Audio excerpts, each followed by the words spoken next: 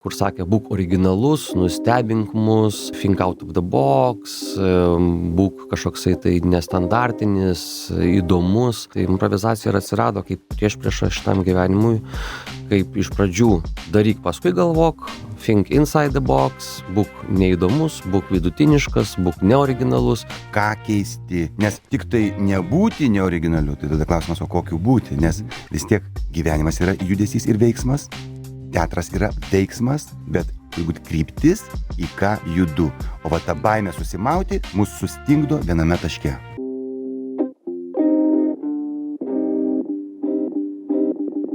9:05 šiuo metu Lietuvoje ir saulėtame It Miamis Vilniuje. Tai sveikinu visus tuos, kas jungiatės mus kas rytą ir ypatingai galbūt šiuo metu, nes kas rytą 9:05 pas mus studijoje man bent jau yra šventė, nes mes turim svečių ir juos būna visada smagu pakalbinti, nes taip anksti kartais ir gan giliai neriam. Šį kartą pas mus teatro Kitas kampas aktoriai Audrius Bružas ir Martynas Nedzinskas. Labas rytas.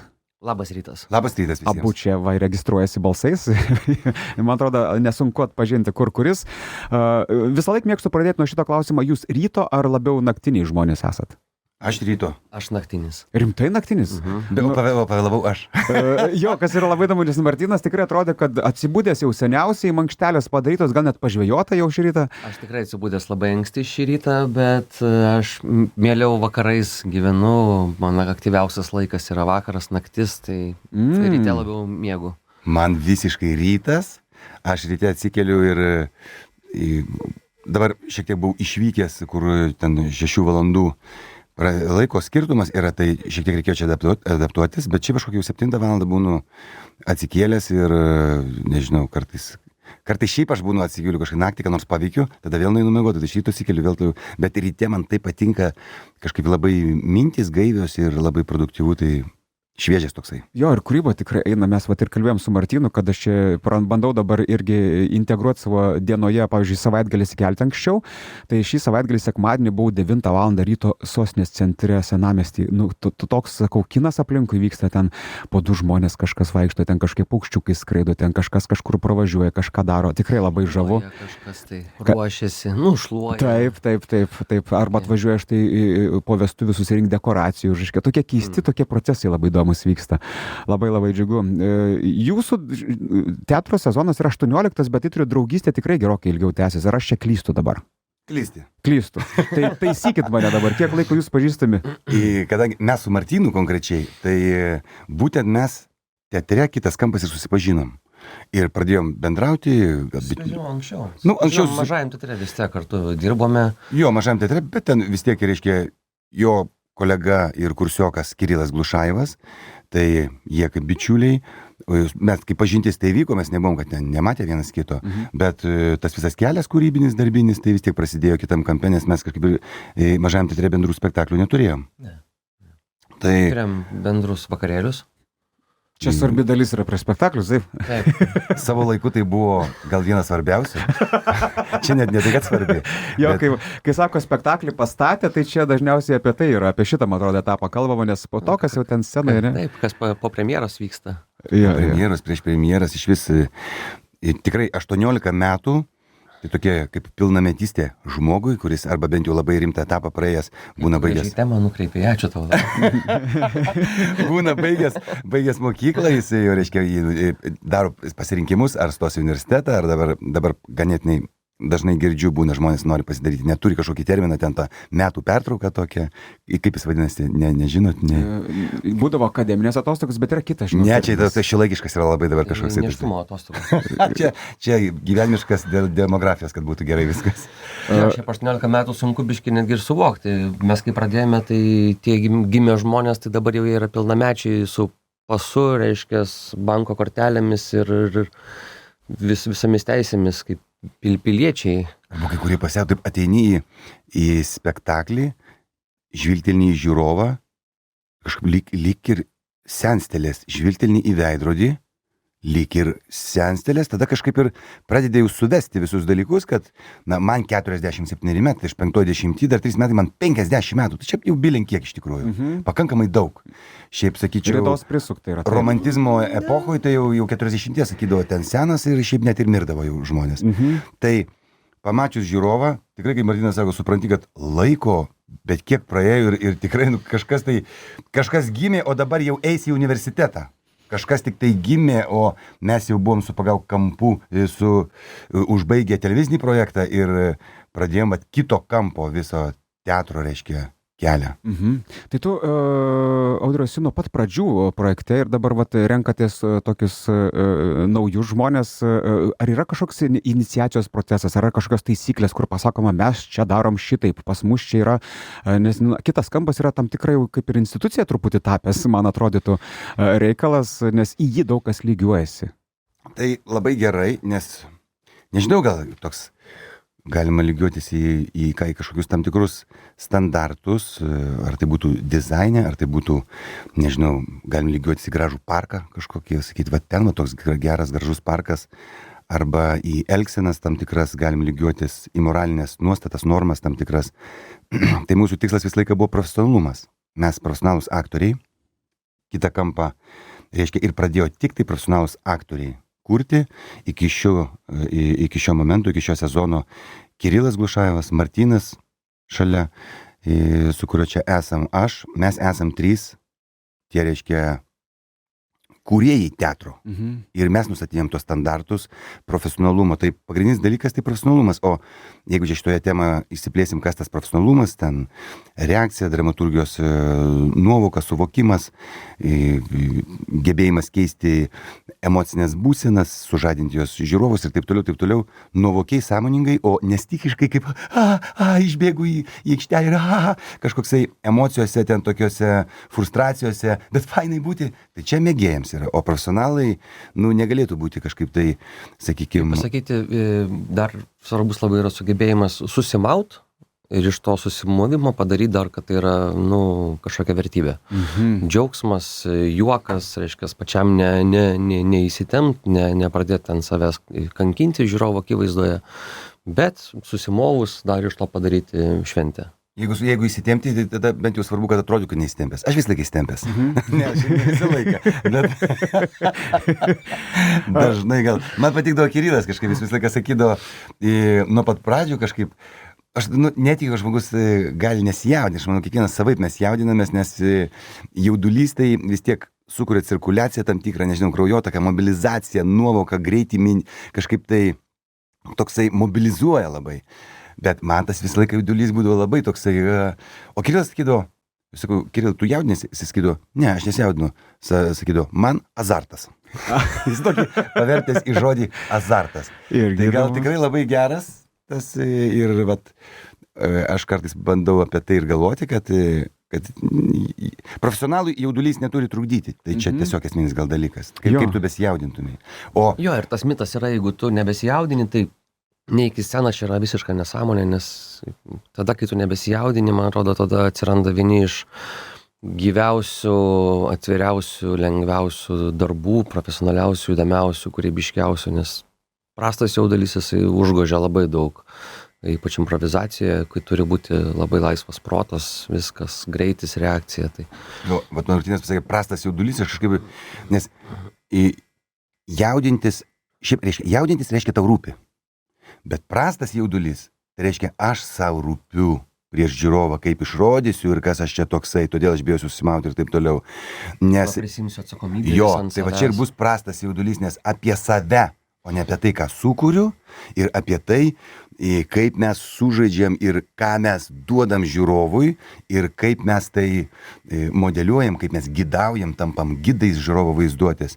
Tai prastas jaudulys, tai va yra į save, kas aš toks ir kaip aš čia rūpiu, kaip būsiu įvertintas, koks aš čia geras, blogas. Bet čia tokie psichologiniai gyvenimiški dalykai, bet neprofesionalūs. Aš manau, mes sėdim tryse, mes suprantam improvizacijos svarbą ir naudą žmogui, bet tiem, kurie klauso, galbūt ne visai yra aišku. Sudėkim tos tokius akcentus, kuo improvizacija yra naudinga tiek aktoriui, galbūt tiek šiaip žmogui, nes aš žinau, kad labai lyg ir populiarėja sostinėje improvizacinius kursus lankyti, šiek tiek save ten kažkaip išlaisvinti. Ką jums patiems davė improvizacija, kaip jūs galvojat, kaip aktoriam, kaip profesionalam? Nes yra turbūt nemažai aktorių, kurie dirba pagal scenarijų, kaip sutarta, mes atkalėm ir mes tą patį važiuojam ir kartojam. Jo, gal kaip aktoriui tai apskritai duoda tą irgi nuima tą dėmesį nuo savęs, vis dėlto tu turi labai daug dėmesio objektų apimti tiek dramose, tiek improvizacijoje, dar jų daugiau yra, tai kad kaip sakyt, ta laisvė atsiranda, kad jeigu kažkas ir ne taip bus, kaip tau norėjosi, arba kaip buvai suplanavęs, jeigu kažkas pakryps šiek tiek kitaip, tai nesugrius visas paveikslas dėl to kažkokio dalyko, nes tu žinosi, kaip apjungti, nes vėlgi tai yra, tu esi, tokioj kontroliai, galima sakyti, ir ta chaosas tau nėra baisus. Klaida tampa draugė. Taip, tikrai taip. O šiaip bendrai paėmus, tai kodėl tai yra apskritai svarbu, nes improvizacija ir gimė, Kanadoje, tas Keith Johnstonas, mūsų improvizacijos senelis, tai atsirado dėl to, kad buvo prieš pastatymas tradiciniam dalykui, tradiciniam teatrui, kur sakė, būk originalus, nustebink mus, reiškias, think out of the box, būk kažkoksai tai nestandartinis, įdomus. Tai, kas yra mokykloje, reiškias, ar ne, iš pradžių pagalvok gerai, paskui daryk, tai improvizacija ir atsirado kaip prieš šitam gyvenimui, kaip iš pradžių daryk, paskui galvok, think inside the box, būk neįdomus, būk vidutiniškas, būk neoriginalus, ir tose dalykuose atsiranda žymiai daugiau laisvės ir erdvės skleistis ir kūrybiškumui, ir spontaniškumui, negu tose rėmose, neva taip tokio pseudo kūrybiškumo. Tai tas labai svarbu yra šiandieną, kai ypatingai ten skamba tokie kaip būk geriausia savo paties versija, think outside the box, visi šitie šablonai, kurie jau žmonėms užspaudę gerklės tokias šiek tiek yra. Tai tas truputį atpalaiduoja nuo to įsitempimo, kažką čia dabar staigiai padaryti, kad būtų genialu ir originalu. Labai išsamus ir geras atsakymas, beje. Audriau, per 18 metų... O, kaip ChatGPT jisai kalba. Labai ačiū, labai geras atsakymas. ChatGPT visą laiką tai parašo. Aš labai palaikantis žmogus, tiesiog, man yra... Aš to paties iš kitų tikiuosi, elgiuosi kitais taip, kaip noriu, kad su manimi elgtųsi. Improvizacija galbūt tai ir yra, kad girdėti šią akimirką labai greitai su greita reakcija. Tu pasakei, man asocijavosi su ChatGPT, kai būna atsako labai gerai, nes visą laiką būna sako, labai gerai, labai geras atsakymas, labai toks, ar kažką tai. Tai improvizacija, reakcijos momente ir gebėjimas priimti sprendimą ir keistis arba prisitaikyti, tai improvizacija. O tada klausimas ten jau vėlgi visų intelektualinių resursų, visų gebėjimų, reiškia pajėgumų, paties, kaip sakyti, tokios masės, kalibro, ką keisti, nes tik tai nebūti neoriginaliu, tai tada klausimas, o kokiu būti, nes vis tiek gyvenimas yra judesys ir veiksmas, teatras yra veiksmas, ir jeigu aš esu vienam taške, noriu atsirasti kitam taške, tai aš turiu judėti kažkokiame kryptimi, nes jeigu aš nejudėsiu, tai nebent mane ten stichijos kažkokios nuplukdys, tai bet turi būti labai stiprus vanduo arba ateiti ir kažkas pernešti žmonės, bet turi būti kryptis, į ką judu. O ta baimė susimauti mus sustingdo viename taške. Įdomu, tu pasakai, kryptis, į ką judu, aš tą pačiu metu galvojau apie kuo skiriasi vėlgi improvizacija nuo kitų dalykų, tai kad vertybė yra procesas. Pats ne rezultatas, reiškia, ne taškas B, kuris turi būti pasiektas, bet pati kelionė, ar ne, taip primityviai paprastai sakau, tai vėlgi, tose įprastose tradiciniuose dalykuose daug daryk, reiškia, kad pasiektum tą ir tą, išlaikytum egzaminus, išeitum į premjerą, padarytum kažkokį tai rezultatą, o improvizacija yra tas džiaugsmas pačio pačio rezultato, pačio buvimo rezultate, tai pačios kelionės. Jo, improvizacija yra, kai atvažiuoji vesti renginį ir kai yra garsistai, apšvietėjai stato, reiškia, vedėjas yra renginio. Tai improvizatorius niekada gyvenime nepasakytų, tai greičiau pradedam, greičiau baigsis. Nes kaip žmogus niekada nenorėtų gyvenime pasakyti, greičiau pagyvenam, greičiau numirsim. Improvizatorius, jeigu atvažiavo į renginį, jam tikslas, ką jisai sukurs tame renginį, kaip bus ir ką mes išgyvensim. Ir būtent va tas visas procesas, ką Martynas sako, o ne tai, kad greičiau pradėkim, greičiau baigsim. Tai labai negražiai pasakys toks, greičiau pavalgykim, greičiau pašiksim. Labai atsiprašau toksai, bet nes yra dalykai, kuriuose... Toks rytinis šitas. Taip, rytinis labai toksai, kuriuose gal nėra kur skubėti, bet nežinau, taip jau. Ir man pačiam būna, kitiems žmonėms būna, mes čiagi ne pranašus pasikvietė kalbėti apie improvizaciją, bet dabar apie pasaulėžiūrą kalbų. Man kartais pats save irgi taip pristabdau būna kažkokiuose momentuose, kad taip nesuskubėti, o būti ir būti. Beje, kiek per 18 metų pasikeitė auditorija? Aš manau, kad pokytis yra šioks toks, prisiminus tos vienus gal pirmųjų pasirodymų ir jie spektakliais vadinat, kaip yra kito spektakliai, ne? Pasirodymas, spektaklis, šou, Aha. Nes gal spektaklio... Spektaklis gal teatrinis yra, terminas vis tiek yra įvairių renginių, skirtingose erdvėse. Improvizuojam, tai vat per 18 metų įdomu, ar yra lengviau, ar yra sunkiau prajuokinti žmonės jums dabar, vat matant, žinai, ir gal jautresni kažkaip žmonės yra pasidarę, ar ne, nes čia, žinai, antraštėse mes matom visokiausių, kad ten vieni komikai skundžiasi, kad juokauti nebegali, kiti sako, viskas yra gerai. Kokia jūsų patirtis? Žmonės, be abejo, kad jie keitėsi ir keitėsi tik edukacinė prasme, sakyčiau, į labai gerą pusę. Nes jie tapo daug labiau edukuoti.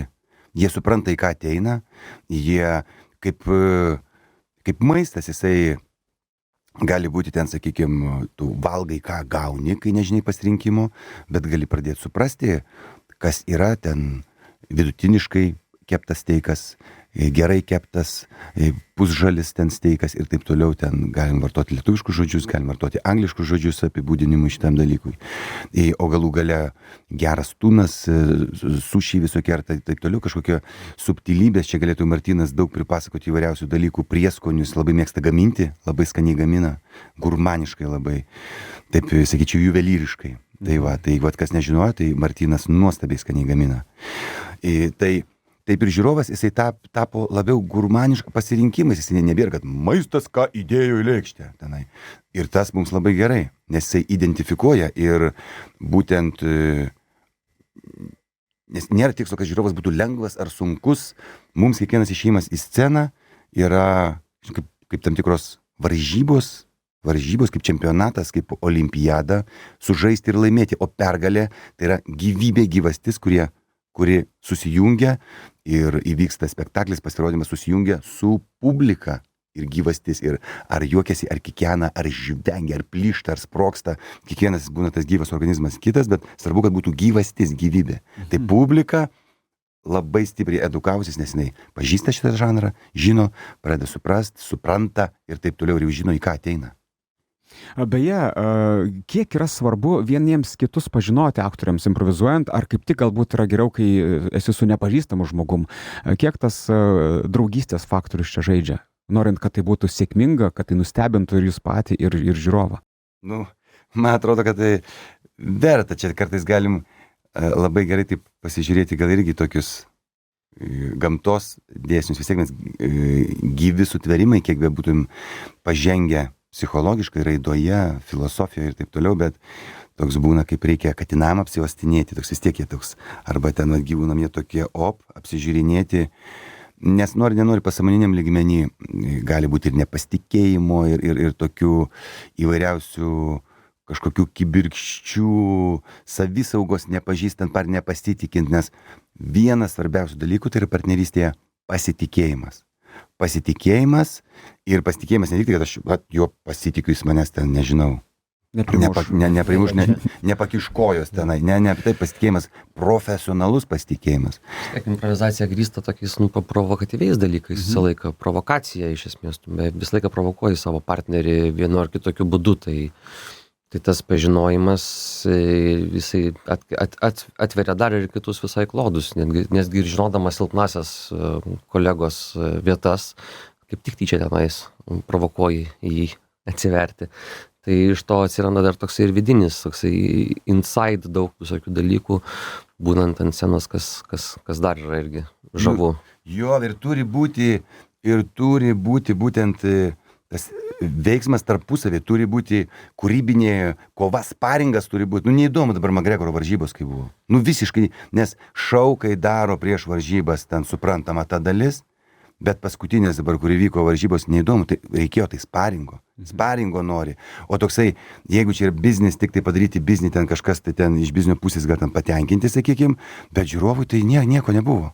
Ta prasme, tai, o sparingas, jeigu nelygiaverčiai partneriai būtų, tai jis neįdomus būtų, tu negaligi išeiti kovotojas, ten, sakykime, kažkoks profesionalus kovotojas išeitų dabar į universitetą su 18-mečių, ten kokių studentų, ten, arba ten su kokių 16-mečių paauglių ir pradėtų dabar ten įsparinguoti koks nors visai kitos svorio kategorijos ir taip toliau. Tai čia lygiai tas pats psichologiniam lygmenį, intelektualiniam, mentaliniam, tam žaidybiniam reakcijų ir taip toliau. Jeigu tavo partneris bus neadekvatus ir jisai nejaučia tavo tempo dinamikų ir nėra to sukibimo, nėra partneriavimo, tai tiesiog neįdomu. Ir tu tą jauti. Ką tu siūlai, tai va taip, kai pro pirštus praeina, reiškia, nieko negali užsikabinti ir daryti, tai tada ir gaunas toksai, kad tada su tai žmonėms, su kuriais tai darai jau beveik 20 metų, tada tai ir, kaip aš sakau, kažkaip visai nesiniai pagalvojau, ne veltui tai yra vadinama teatro sportu. Ir jeigu taip pagalvojus, tai mes kaip sportininkai, jau turime, didžiulę patirtį. Jeigu tu sportuotum vieną sportą 18 metų, neturėdamas traumų, aukščiausiame lygyje, į metus, ten, nežinau, po 300 dienų, dar daugiau, tai jau čia, būtų olimpiadiniai, reiškias, lygmenis, tenais pasaulio čempionatų. Tai jeigu yra komanda, kuri yra susiformavusi, yra stipri ir su jais tu gali lengvai duoti pasą, lengvai prasiveržimus daryti arba dar kažkokius dalykus, tai yra žymiai įdomiau ir maloniau. Beje, tada norint pakliūti pas jūs, aš neabejoju, kad yra norinčių, gal yra kažkokie ten atrankos arba castingai. Kaip atrodo tas procesas arba ta dalis? Jūs žvalgotės naujų, ar kaip tik tie nauji jūs žvalgosi ir jūs ten sakot, ne, dabar vartai uždaryti? Kaip atrodo naujų veidų arba naujų žmonių atėjimas pas jūs, jeigu jis iš vis yra? Dabar šią akimirką vartai uždaryti. Labai tu gražiai pasakei, labai toks patiko. Senesniai prisijungė prie mūsų. Jo, prisijungė Mantas Bendžius, tai jis, kiek man atrodo, ir visą sezoną praeitą buvo, ir šį bus, tęs. Tai labai gražus, kūrybiškas ir, reiškia, toksai energingas prisijungimas. Mes tikrai labai skirtingų dabar jau ir kartų, jeigu man 47, Kirilas su Martynu šiek tiek ten jie jaunesni, bet tokie, mes kaip panašios tokios kartos. Inga Šepetkaitė, jinai, reiškia, irgi aktorė, sakyčiau, labai išgražėjus, labai labai žavi. Tai kaip apie sportą kalbam vis tiek geriausios sportinės formos savo. Ir Mantas Bendžius irgi labai žaismingas, labai toksai veiksmiškas, drąsus ir iš vienos pusės ir besijaudintis, ir atrodytų, aš sakau prielaidas, aš nežinau, jis pats gali pasakyti, ką jis jaučia. Tai besijaudintis, bet einantis, darantis, o tai labai turi tokio gero azartiško tokio žaismingumo. Tai vartai uždaryti. O buvo taip, kad mes turėjome kelis svečius, praeitą sezoną su jais improvizavome ir man tas liko. Tokia anksčiau gal būdavo kaip castingai, kaip sakyti, savaitės laiko improvizacijos, pratimų darymai, bendri kažkokie tai buvimai. Ir tu matai, kas prie komandos pritampa, kas nepritampa, kam yra vis dėlto sunku improvizuoti, nes tai iš tikrųjų yra sunkus žanras.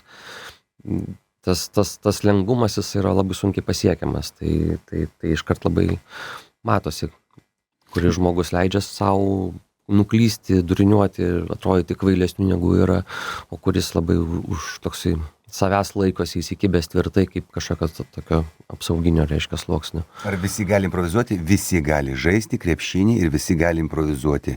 Tik tai labai skirtingose aikštelėse ir labai skirtingam lygmenį. Ir visi gali čiuožinėti su slidėmis. Galbūt netgi lygumų slidinėjimai ir taip toliau. Bet daryti ten tuos sukti malūnsparnius per trampliną, kai su slidėm šoka ir dar salto daro. Labai nedaug kas gali, o atrodo labai lengvai, nes ten tiesiog galima užsimušti. Gyvenime neužsimuši improvizacijose, bet scenoje kartais, kai mes su mėgėjai sustinkam, tai, nežinau, mano žvilgsnių atrodo, kad tenai vyksta egzekucija ir tokie, netgi gal ir kažkokie trauminiai dalykai. Na, neužsimuši, bet prisiploti gerai gali turbūt, ar ne, iš to, ką girdžiu.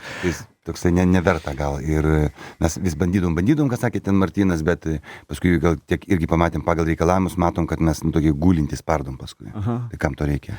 Beje, iš to, ką aš girdžiu, tai yra tikrai unikalus žmonių būrys darančių, reiškia, kito kampo esančių narių. Ar jūs skiriat laiko pabūti kažkaip ne scenoje kartu, pastiprinti, pagilinti ryšius? Ar jums užtenka laiko prieš spektaklius ir po jų? Pakankamai mes taip ne darbo metu susitinkame. Yra daug visokių pramogų, laikų. Praeitą kartą vyko Sneakers and Readers, kažkoks tai eventas parduotuvėje. Tai susitikome tenais, pasibuvome, paskui yra gastrolės labai smagiai leidžiam laiką prieš spektaklius keliaudami, skraidydami ir o šiaip dažniausiai kai į metus tiek daug laiko važinėjai, dirbi, būni kartu, tai galų gale norisi ir atskirai pabūti jau. Tai labai normalu. Jo, tas gastrolių formatas jau praeitais metais, gal prieš tai ten vis kartais toksai susiformavęs, mes išvažiuojam į kitas šalis, ar į Islandiją, ar į Norvegiją, ar į Švediją, pas lietuvius, reiškia išeivius, kurie ten stacionariai gyvena, stacionarė. Tai procedūriniam savo. Jo, labai fainų žmonių ten yra. Kirilas net buvo išvažiavęs dabar į Norvegiją ir netgi padėjo statyti spektaklį, reiškia mėgėjų teatrui tenai bendruomenį kažkai. Tai va tenai būna, kai išvažiuojam, mes taip ir net ir pasiderinam, kad dar būtų dienų netgi. Liktume mes, tada kažkur pakeliavom, dabar praeiti metai tai labai geri buvo, labai smagus tomis kelionėmis ir Airijoje, ir ten visą pravažiavom. Labai fainai. Tai yra tų momentų ir jos sąmoningai inicijuojam, arba ten, žinau, nueinam kažkur restoraną pabūti, bet mes šiaip tiek daug kartu tikrai, ką Martynas sakė, būnam, tai toksai. Atskirai kaip ir nebereikia, ar ne, tas yra įdomu. Beje, ar yra kažkoks turbūt yra kažkas skirtys tarp tų lietuvių bendruomenių, kurias jūs pamatot, nes, man atrodo, vienaip gyvena Airijos lietuviai, kitaip galbūt Norvegijos, dar kažkaip tai esu girdėjęs ir Londono lietuvių bendruomenės, ten vos nėra keli skirtingi lygiai. Kokios tas ten ir škėtos lietuvikus matot, kai nuvažiuojat? Platus spektras labai. Labai, ne? Labai platus spektras ir pirminės išvykos mūsų, kai ten buvo kažkada, nežinau, ar prieš 15 metų, ar prieš 10 metų, tai buvo toksai su rūgštim, tiesiog tokias rūgštinės, tai buvo toksai į tam tikras bendruomenės, nes išemigravo, taigi ir, pavyzdžiui, Šalantoj gyvenau, tai ten kai kurie išemigravo iš Šalantos ir tie, kuriuos prie parduotuvės matydavau, tai jie išemigravo kažkur, reiškia, darbuotis ir išemigravo ir intelektualai, ir išemigravo žmonės su jaunesniais vaikais, kurie jau ten ir universitetus baigė, ten mokslus baigė ir taip toliau, tai tos socialinės grupės labai skirtingos. Tai pirminės tos išvykos mes... Tai būdavo nuo, taip sakant, nuo sandėlio darbuotojų iki kvantinės fizikos mokslininko. Viename spektaklyje apsilankydavo, tai labai skirtingai. Gal čia ne tiek, kad neįsižeistų ten sandėlio darbuotojai, ten jie gali būti puikūs žmonės, bet norėjom pasakyti, kad spektras labai platus, tai čia priklauso nuo žmogaus paties elgsenos, kokie ten jie ten, su dantim, be dantų, su bokalu, su litriniu, puslitriniu bokalu ir nuo jų elgsenų priklauso. Tai va. Kaip bebūtų, visi visą laiką nuvykus, visi pakviečia į lietuvių restoraną. Tai čia yra taisyklė, taip, čia yra svetingumas, tas mūsiškis be jo negali. Kur be nuvažiuotum, einam valgyti cepelinus, sako. O nakvot nieks nesiūlė namuose pas save? Moteris? Tai kad ir? Tai turėjo būti, kad sako, čia jūs neikite tą viešbutį, pas mane vietos yra. Kolegos. Esam apsistoję, bet tai buvo didelis namas, kur tiesiog turėjo ir kambarių, ir visko. Tai kaip jau specialiai ten tiesiog toks. Bet yra tokių kažkokių pasiūlymų, arba ten nori pakviesti svečius, tai normalu tokių tų kuriozinių smagių situacijų. Šiaip pat iš to, ką sakot, labai įdomu, kad įvairaus visas spektras susirinka jūsų spektakliuose ir visiems žmonėms visada būna juokingi, dažniausiai tie patys dalykai. Apie tos bendrus dalykus turbūt kalba vis tiek išeina, ar ne, kad nėra ten, kad kokiam nors ten Antanui už parduotuvės yra juokingi ten tik tai anekdotai, o jau ten dėdė su fizikos laipsniu, jam tik tai intelektualus humoras. Vis tiek turbūt yra bendražmogiškos temos, kurios visus mus vienyje.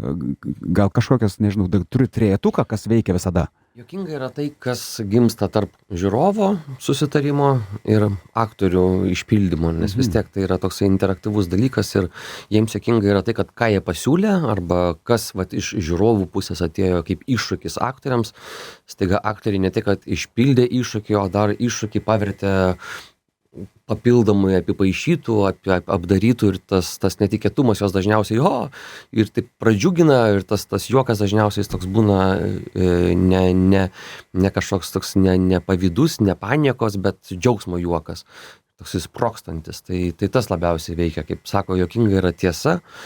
Tai jeigu jie sako, kad kas tu esi, tai tu esi ten stiuardesė, reiškia, iš Kupiškio, tai toje stardėsi iš Kupiškio dar telpa daugybė įvairių dalykų, ko jie nesitikė ir tada tai juos, tiesiog džiugina, linksmina ir jie jaučiasi, kad dar išpildytas buvo jų prašymas ir papildomai dar gavo. Kalbant apie 18 sezoną dabar, kuris prasidės visai netrukus, kaip jūs jį žiūrit? Ar jūs jį kažkaip planuojat, jo kiekį tų pasirodymų, reiškia, kryptis, ar sulaukėt ir kvietimų, kiek yra suplanuota ir kiek yra tokių netikėtų atsiradimų, kad sakai, šį kartą bus šiek tiek didesnis, mes neplanavom, bet taip nutinka. Kiek yra to planavimo ir momento? Daug yra planavimo. Toks gal mes į tokį ciklą perėjom per tiek daug metų, toks kaip vis tiek, kaip metų laikai keičiasi ir žemdirbiai tam tikrame sezone turi daryti tam tikrus dalykus. Tai jeigu vasara mūsų toksai ramybės, gal toksai brandinimosi laikotarpis, toks būna labiau kažkokie privatūs susitikimai, gal ten privačios šventės ir taip toliau, tai tikrai planuojama yra, nes ir planuojami yra nuostabus dalykai, tiek kiek žiūrovų norėtų juos pamatyti, net kai kuriais atvejais neįmanoma tiek parodyti spektaklių. Martynas turi irgi daug darbų įvairiausių ir galų gale tą spektaklį irgi negali rodyti kaip eiti, nežinau, kaip tiražuoti, eksploatuoti kiekvieną dieną, nes tai reikia planuoti tada grafiką ir patį repertuarą ir Martynų, reiškia, spektaklis nuostabus dalykai ir gero juoko dozė.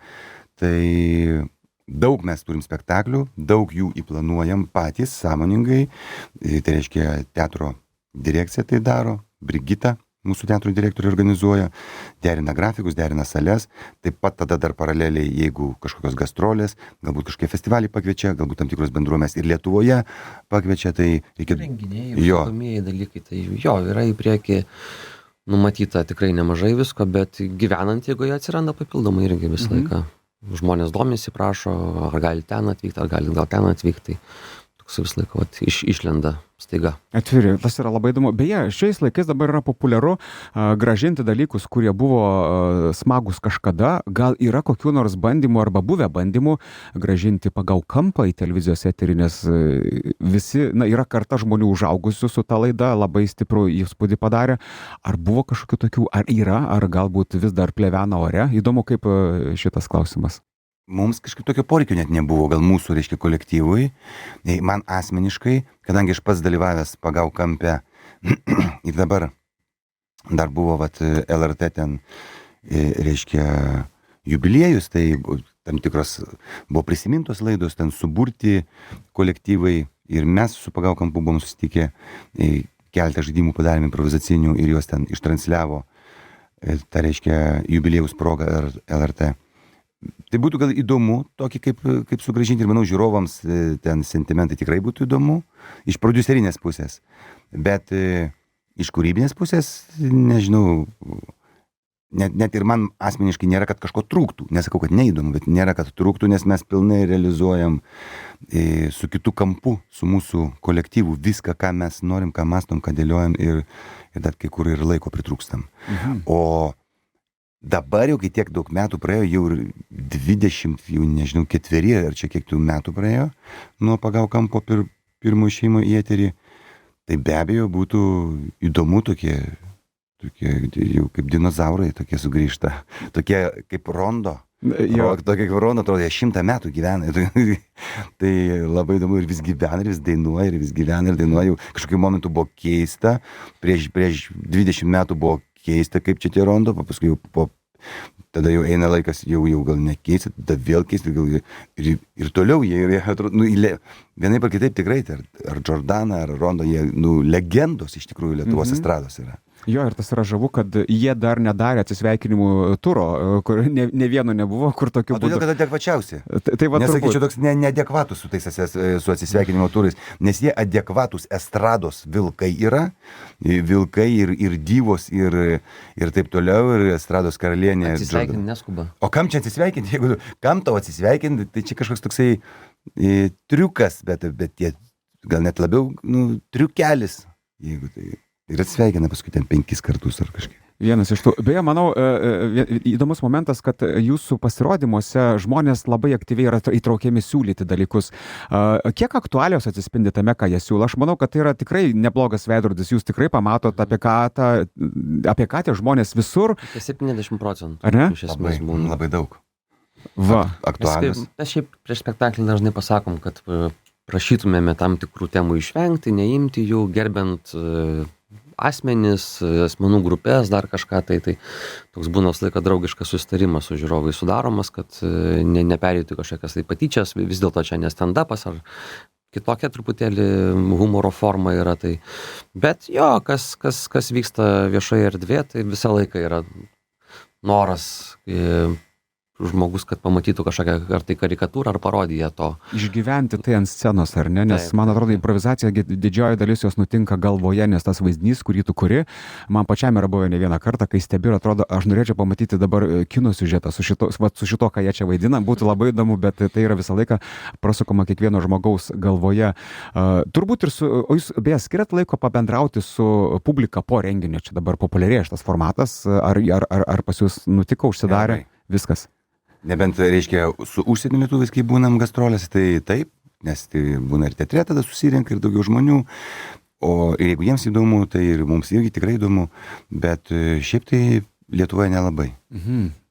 Lietuvoje žmonės nelabai linkę yra bendrauti, jie taip iš toli palinksi arba paprašo nusifotografuoti ten 1 kartą, 2 kartus ir viskas. Pakankamai santūrus Lietuvoje yra žmonės ir publika santūri, kiek teko keliauti po pasaulį su skirtingais įvairiais spektakliais, tai yra labai atvirų žiūrovų, kurie ir po spektaklio ir laukia prie išėjimo, ir ploja, ir kalbina, ir dėkoja, ir paskui dar eina kartu su tavimi iki viešbučio, dar kalba apie spektaklį ir taip toliau. Tai Lietuvoje dažniausiai pasako ačiū už spektaklį arba kažkur tai po gerų 2 mėnesių, sako, mačiau, prie perėjos, ačiū, patiko labai, ir nueina taip.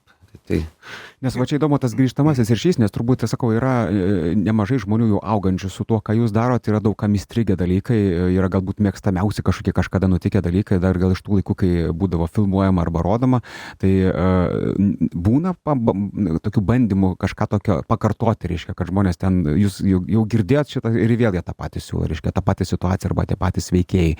Klasikiniai tai yra santechnikas, duobkasys, ginekologas, kas dar tokie. Taip, arba net kartais ir personažai pradeda lysti, ten siūlomi tada personažai kažkaip, kaip sakai, pakartoti tam tikrus dalykus, ką matė, nes toks žiūrovas, jisai susijungia su tuo, ką jisai jau turi, ką jisai pažįsta, kas jam buvo priimtina, ir jisai meta tą tokį kaip memą, tokį kaip kažkokį, kaip klišę tam tikrą. Bet tai nėra naudinga pačiai improvizacijai, nes žanras kitoksai.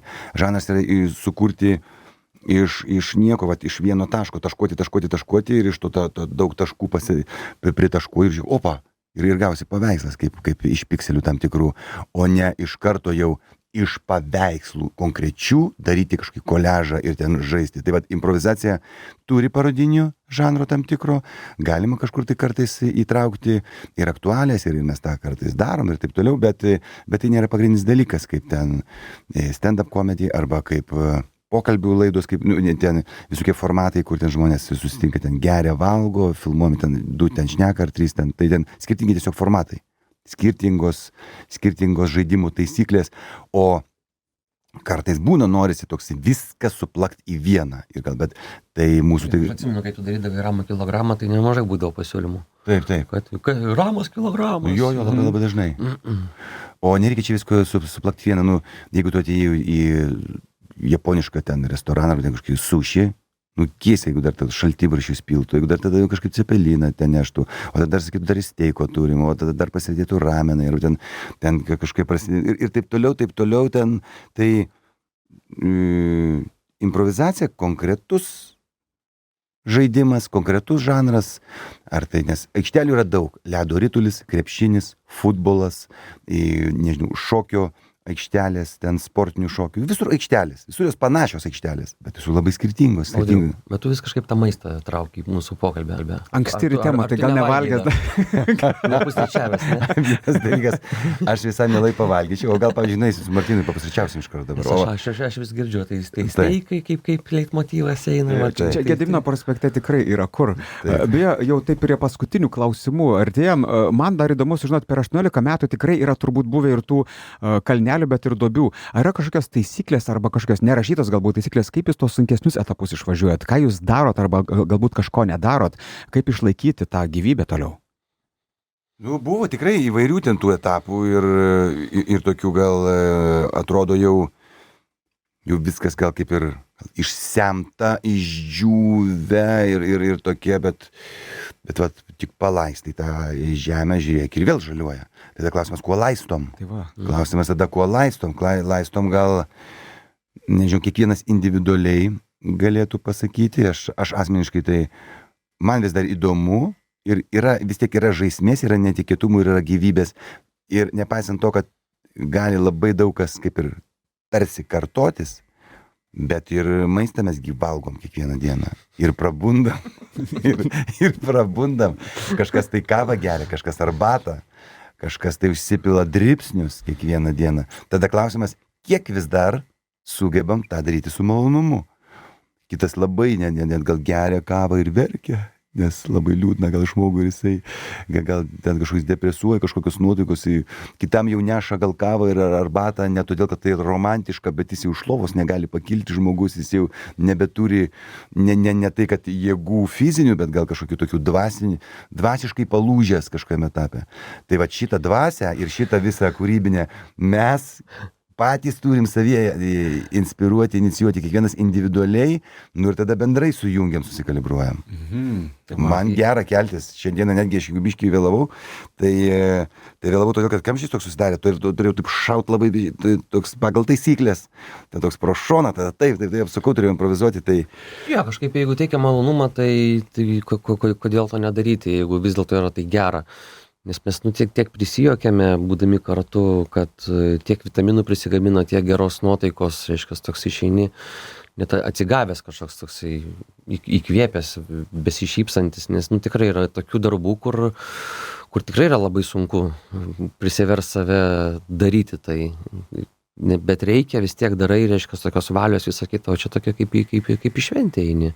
Ir tas jaučiasi išėjus iš spektaklio, irgi yra tekę būti, tai tikrai išeini kitos būsenos, išeini apsivalęs, palengvėjęs ir turbūt ne tik kaip žiūrovas, bet ir kaip aktorius nuo scenos. Juokas apjungia vis tiek, jis toks išvalo šiek tiek. Mes profesionalai, amato meistrai, amatininkai nuo žodžio amatas, o ne amatininkas, kaip reiškia toksai prastesnė konotacija turintis žodis, tai esam profesionalai, amato meistrai, mes uždirbam iš to, mes gyvenam iš to, galim kartoti kaip gydytojai profesionalus, kaip baldininkai profesionalus, kaip statybininkai profesionalus, tai mes statom, kūrėm emocijas, sustiprinam, atskleidžiam, nušlifuojam jas, žmonėse sužadinam ir taip toliau. Ir todėl tai yra emocijų statymas, emocijų kažkoks toksai, reiškia, spa.